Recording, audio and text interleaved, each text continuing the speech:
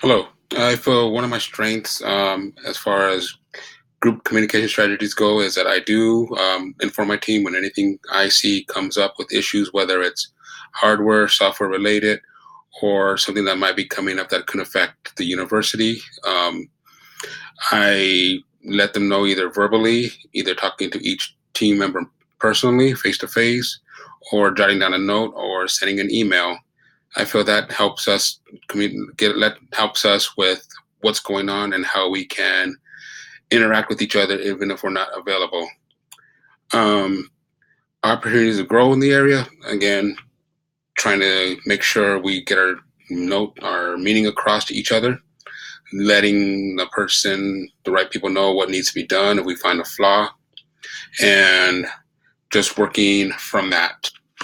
I know there's sometimes I can take more of a leadership role. I tend to hold back at times.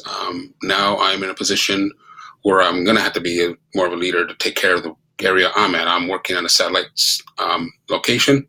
So that means I'm going to have to take the lead role here and make sure any issues I find here, I report back to our main group over in Crete. And this way, if I have something I need help with, I'll make sure that they know what needs to be resolved or what needs to be done to resolve the issues. Um, as far as action plans, one thing I never really realized to get a meeting effective is to have what the text said, an outline, items you want to talk about, start time and end time, and how to conduct the meetings. Being away from the rest of my team, I would have to do a virtual meeting, which would have to be a video conference since I'm not with them right now. That I believe is still effective because we do have another location where we do have another member join us remotely. But that does help still come under the same umbrella or the same page when we need to do things. Other than that, writing things down, reminding myself to be proactive instead of reactive, and overall getting with my team members, letting them know what's going on and not just keep them out of the loop and always ask what's going on to keep myself in the loop.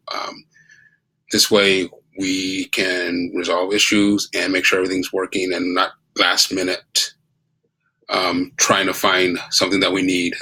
For instance, commencement's coming up in a few weeks and we need to get all our equipment. So we're going to probably send out an email to each person to start looking for what we need to make sure we have it, and have a dry run to make sure everything's working properly. Other than that, that's, I believe, is the best way we can go, and just keep working at it more.